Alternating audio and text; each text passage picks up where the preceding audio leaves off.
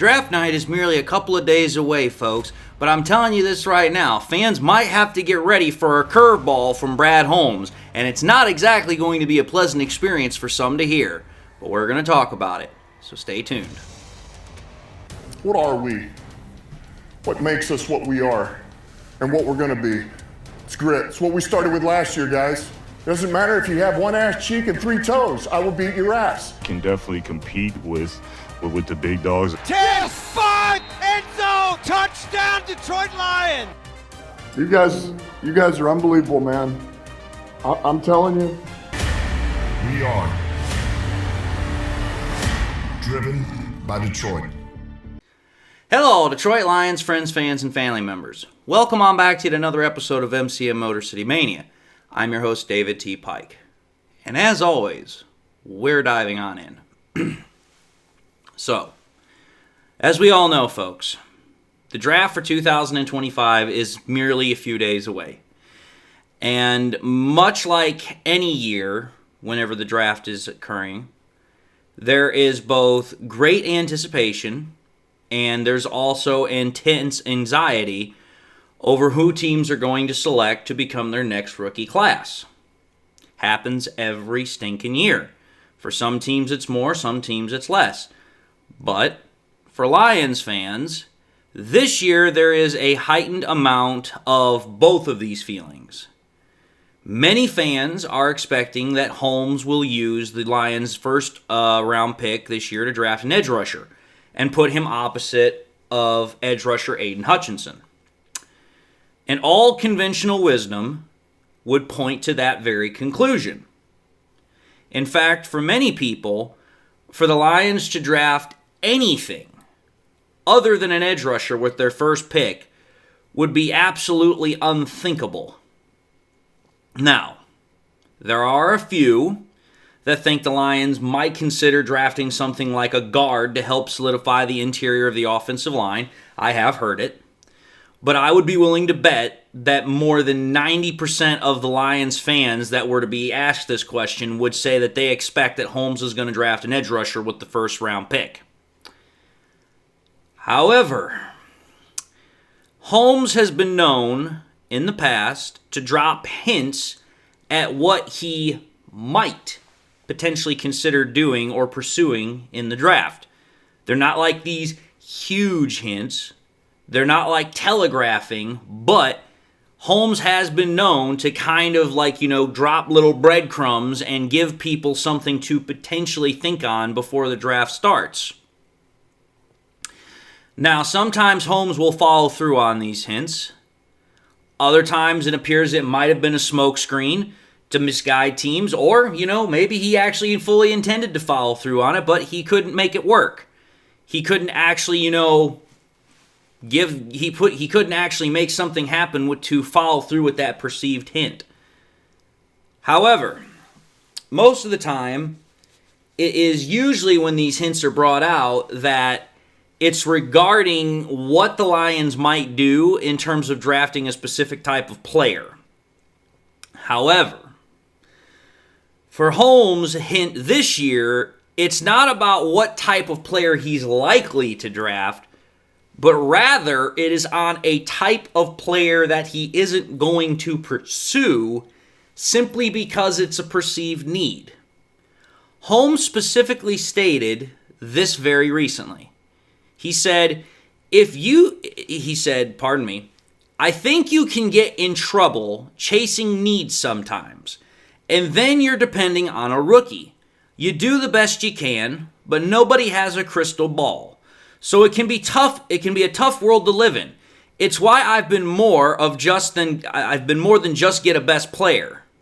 That's just a level of patience you have to have when you start chasing need. It's like that need might make sense for right now at this time. We make these picks for future investments. Okay. What exactly in the hell is that quote putting out there? What is the hint there? What is the little breadcrumbs there? Pretty much what that quote is giving a hint to, is dropping little breadcrumbs towards, is that Holmes is not exactly going to commit 100% to the idea of drafting an edge rusher purely because that is the largest perceived need that the Lions have. Now, I'm not saying that that's exactly what's going to happen with this quote.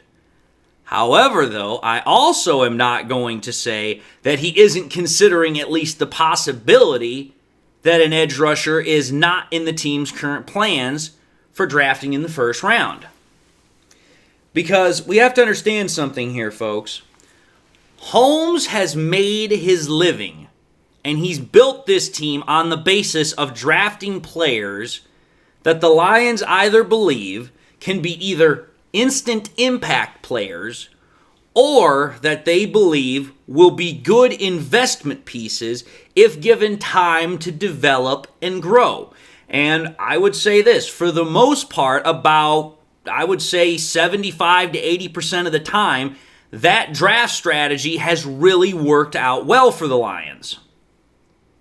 Now, Holmes has also always followed what he believes is in the best interest of the team, not the best interests of the fans. I will say this, though. For the last couple of years, however, those two interests have lined up and correlated quite a bit. But while that's made fans happy in the past because the correlation has existed, I'm going to say this right now, that doesn't always mean that it's always going to happen. And that's where I think we're starting to run into a potential bit of a deadlock here. Because to me, what this comment that Holmes said is saying is that what Holmes is trying to simply tell fans is pretty much this. Don't expect me just to draft an edge rusher just because that's the perceived highest need that the Lions have. Holmes is not going to do that.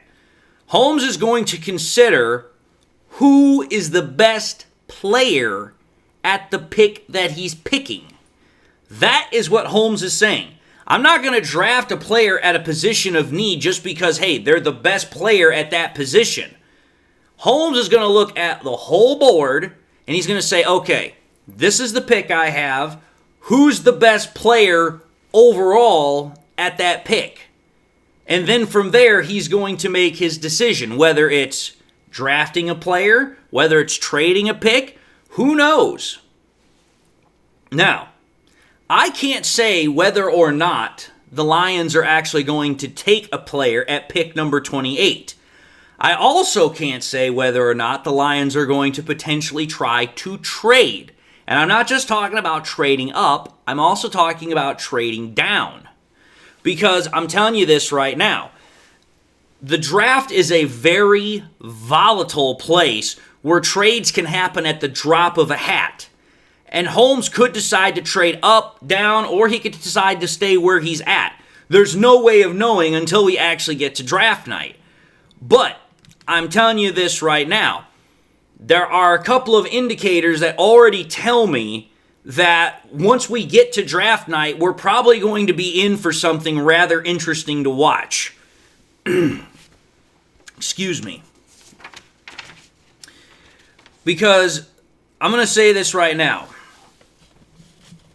Whether the Lions decide to stay where they're at, whether they decide to trade up or trade down, all I do know is this. That when you take a look at the comment that Holmes made that I referred to, and when you look at the forest between the trees, and you read actually the tea leaves, I'm just telling you, I'm seeing what's going to potentially happen here. Some fans are going to be some fans are going to probably wind up being disappointed a bit on, Thursday night when the draft starts. And I wouldn't at all be surprised if some of them get angry or downright livid, because there is a possible chance that the Lions might actually not draft an edge rusher with their first pick. And those types of fans, if it happens that way, they're going to look at it as an absolutely inexcusable decision, and it's a failure of Holmes' responsibility to make sure the team is in the best spot to compete right now. But again, you have to understand how the Lions have done things. And you also have to understand how Holmes and Campbell have been. To me, Holmes and Campbell have always been forthright in what their design is for the plan of the team. And Campbell's, like I said, been very much the same way with how he tries to implement that plan. And that's why I believe that Holmes is, in one sense, kind of sending up a test balloon. He's kind of getting a gentle warning with what fans might actually think is happening versus what they can actually expect could be a potential possibility. Because again, everybody gets into these notions about, oh, this is what absolutely has to happen. But I can tell you this right now. Sometimes reality and what you expect, they don't mesh up. They don't mesh up at freaking all. And I believe that when it comes down to why Holmes is stating this, it comes down to a reasoning that involves three components. The first is opportunity. The second is cost. The third is potential. Let me explain. Opportunity. Holmes always seems to have what I'd like to call this innate knowledge on knowing when to strike when the iron is hot and to make moves that benefit the team immensely. He's always had this capability. However, while Holmes may have shown this ability, while he may actually possess some ability to know when to make a move, Holmes has also stated that when it comes down to making a move, making a trade, whatever the case might be, whatever you want to call it, that in order to take advantage of said opportunity, it's simply more than a desire on his part to try and make the move a reality. You also have to have a willing partner. And the reason why I'm saying this is because, again, what has happened this offseason? There have been quite literally no trades to acquire any extra first-round draft picks. Hell, there haven't even been a trade for swapping of first-round picks this offseason. This has probably been the quietest offseason we have ever seen when it comes to trades pre-draft in terms of draft picks. And the reason I can say that is because if you take a look at the history of what we're actually looking at here, there are some actually very interesting components that would say, okay, this is a bit of an anomaly here. Because let me tell you something. I have no doubt in my mind that Holmes has been working the phones and seeing the potential for movement. As we know that sometimes if Holmes has a player that he really likes, he will make an attempt to go and get that player. Whether it was with Jamison Williams or Brian Branch. We've seen him do it. But this year, it tells me that the teams are dead set on seeing how the board's going to fall first before making any determination on whether or not they should trade up or down. Because, again, you have to take a look at what the board's like this year. The board this year is kind of actually a little bit wonky. First and foremost, the quarterback class is not that very strong this year. Outside of Cam Ward, there's not really a whole lot of wow factors as far as quarterbacks are concerned. Pretty much when it comes to the quarterback class this year, there are two names. One of an actual prospect that a lot of people actually think is going to be something, and another prospect where it's like, okay, could he be something or is he more all smoke and mirrors? Now, obviously, who I'm referring to is Cam Ward and Shedeur Sanders. That's pretty much where the quarterback class is. When you take a look at the running back class, yeah, there's a lot of good prospects. But there's only one like superstar prospect that damn near anybody would want to get their hands on. And that's running back Ashton Genty. Okay, then you move off of that and you go to the wide receivers. Again, there's a lot of good wide receiver prospects. But in comparison to past years, this is actually one of the lighter wide receiver classes that we've seen in a while. Tight ends are pretty much an average class this year. There's nothing really special about them. So when you're taking a look at most of the offensive skill positions, it's not exactly a very warm and fuzzy feeling for the most part, which then takes us to the defense. This is a super loaded, heavy defensive class. Well, think about it. What also happened a lot this offseason, there were a lot of big-time contracts handed out to defensive players. That right there tells me that that teams are going to be looking at this draft class and they're like, okay here, I don't want to potentially miss out on getting a top defensive prospect before I see how this board's actually going to fall down. Because trust me, how teams like to make moves in the draft is they want to see, one, if there's a run that's going on, and two, they also want to see, okay, if there's not a run going on, can I potentially move up and get my guy now? Can I potentially trade back? It's a freaking game where you're trying to figure out how a board's going to fall while it's actually in the process of doing so. And for me, this means that, in my opinion, because of the lack of offensive playmakers in comparison to the defensive side this year, there is going to be a run on defensive players like defensive line, edge rusher, linebacker, and cornerback.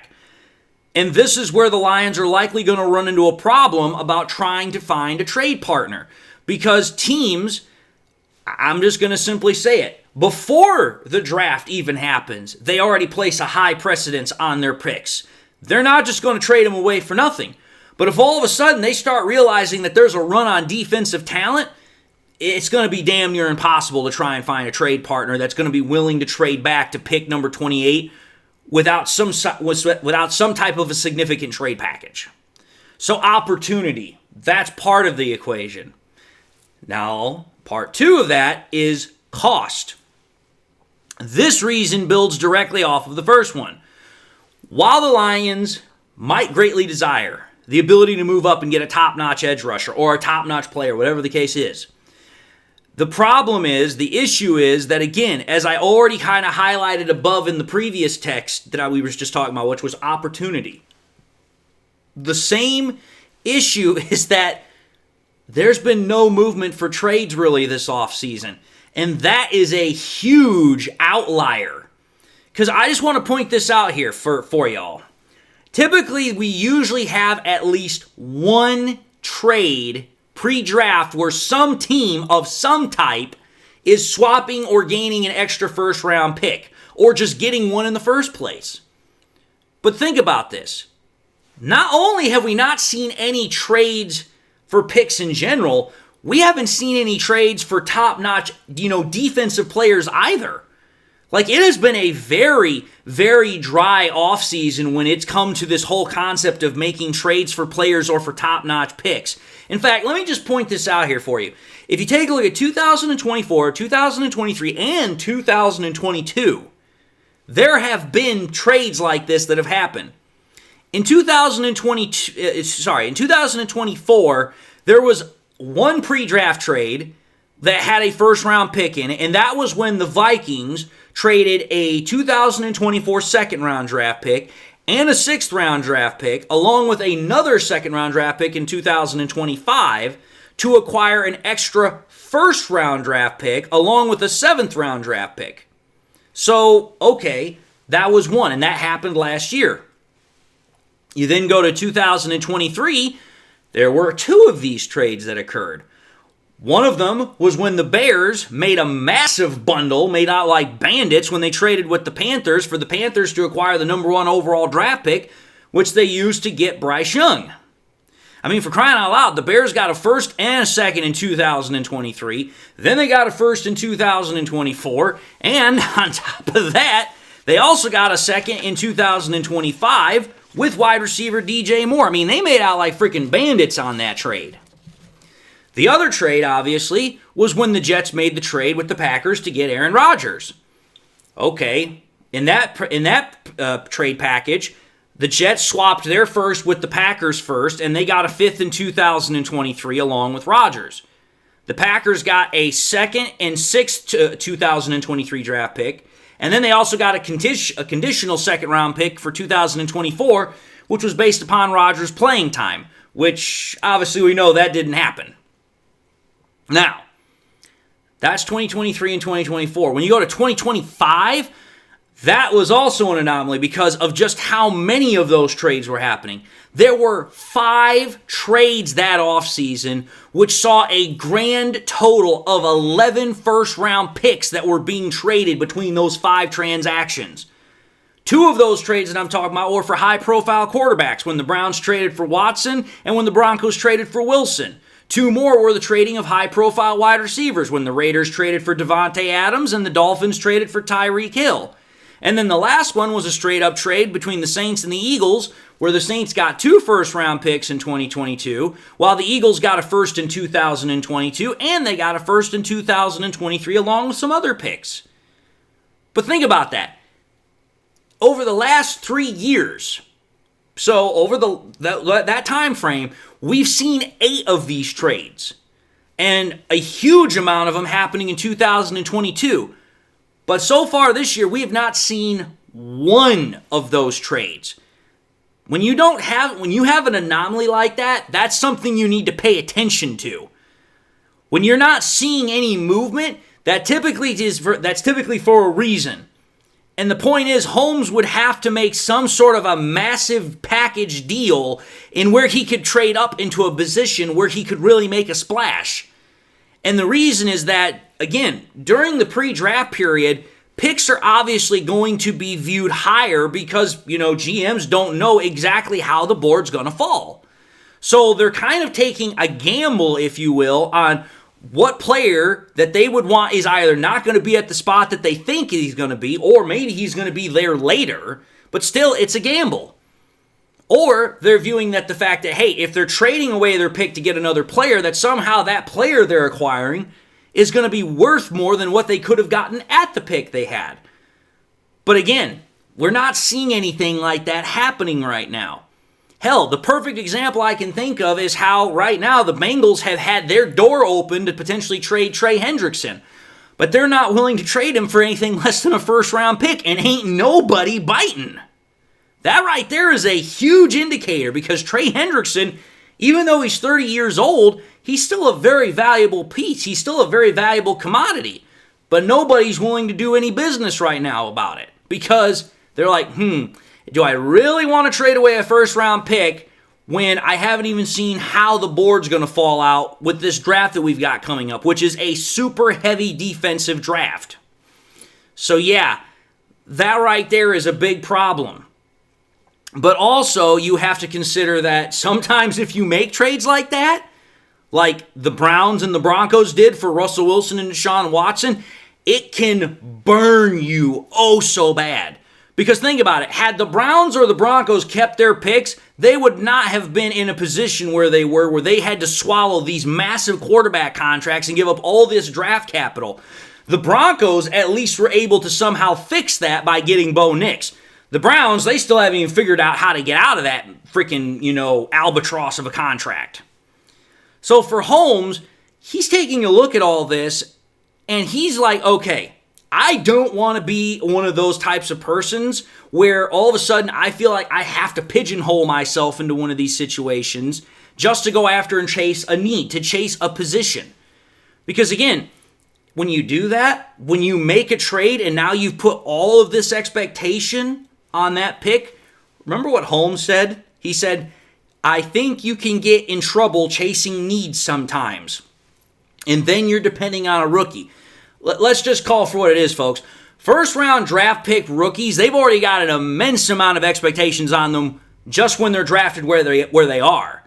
If you have a team that all of a sudden trades the damn farm and mortgages the house in the same breath to go and get that player, now you're adding even more expectation on that player. That's an immense amount of pressure to put on a player on a given trade. Because let me put it into this perspective. Everybody wants to freaking still whine, moan, and cry about the Broderick Martin trade, which don't get me wrong, I say that wasn't a good trade so far. But could you imagine if Holmes was to make a trade like that had a similar outcome, but was to trade instead of a couple of mid-round picks, a whole bunch of high-round draft picks? The fan base would go quickly from praising Holmes for making an aggressive move for a player to crucifying that player as a bust and then questioning everything Holmes has ever done or ever will do for the next couple of years. So the cost is something more than just the trade compensation. It's also the external cost that doesn't get valued in until the trade occurs and after it occurs. Now, that also brings us into the last one, which is potential. Potential is pretty much the same thing building upon the first two, but it's also understanding it. Much like the previous 2 points, Potential regards upon the player that the Lions may want, but also upon the fact that the potential of the Lions making a trade in the first place. The second one plays more into this concept than the first, because if the Lions believe that a player has the potential and talent that they're looking for, then they'll draft him if he's available. But if he's not available, then that comes into the issue of trading again. But trading up, I've already spoken on. It's going to be hard until you see what the board falls out as. Now, the potential to trade down, on the other hand, that is something of an entirely different kettle of fish. Because while trading up is going to be an issue that's going to get both very sticky and potentially hard to pull off, trading down is not going to be as hard. The Lions are at pick 28, so okay, they've already got 4 picks behind them that are still within the first round. But let's just think about this. Brad Holmes could potentially trade out of the bottom of the first round and into the top of the second round and still, in essence, get a de facto first round pick at pick 33 or 34. Now, this might not be something fans, again, may want to hear, but again, we know that Brad Holmes likes to do this kind of business because, one, it still allows him to get good players, but it also allows him to get more draft capital so that way he can add more to the roster, not only in terms of good quality players, maybe not great, maybe even they are great, because again, we've seen the Lions do this before with, Sam Laporta and Brian Branch. But not only does he have the ability to get a potential great player, albeit a definite good one, he might also have the ability to further bolster the roster with solid rotational and depth pieces. This, I think, has much more potential to occur and lines up more with how Holmes typically conducts business in the draft because, as we know, Holmes loves to get more capital and add more to the team, either by drafting at those spots, or if he trades back and gets more capital later on, he'll then use some of that capital potentially to trade up. Again, that's how Brad Holmes plays the game. Now, again, I know this is not news that some fans may want to hear, and I'm not trying to say that it absolutely will happen where the Lions may or may not draft a first-round edge rusher. But Holmes is making sure to give, at the very least, a friendly warning that it could happen. So I'm telling you this right now, as we say in the military, as we say in the Army, it would behoove folks to have this possibility to at least be rolling around in the old cranium come Thursday night and be prepared for it. Otherwise, some people might be in for a nasty shot come draft night. Just saying. But anyway, I've said my piece. I'm going to end this episode. So having said that, I'm going to say thank you all for watching in another episode of MCM Motor City Mania. If you like what you saw, by all means, I highly encourage y'all to watch the next episode. Also encourage y'all to do one of these 3 things: like, comment, and subscribe. If by chance you subscribed in the past, you forgot to do so at the time, I want to highly encourage y'all, please make sure you hit that bell notification icon so you guys never miss any more content. Also want to encourage y'all to share this content, share here on YouTube, Twitter, Facebook, share anywhere and everywhere you can. And with that, I hope that I was able to give you guys something to, potentially mull over, chew on, maybe a different perspective, or maybe just to give you guys a potential outlook or a potential viewpoint as to what we might be able to expect come draft night. Hopefully it was something that you can take away from it. Maybe it's not positive, maybe it's negative, but it's maybe something for you to work with and understand. That's what I truly try to do. I try to give you guys the most accurate and the most honest to goodness, news I possibly can. Whether it's the first time you watch me or you guys have been watching me forever and a day. Also hope you all have something in your life that makes you happy, makes you smile. God bless, my friends. And until the next time we meet, I'll see you all in the next episode.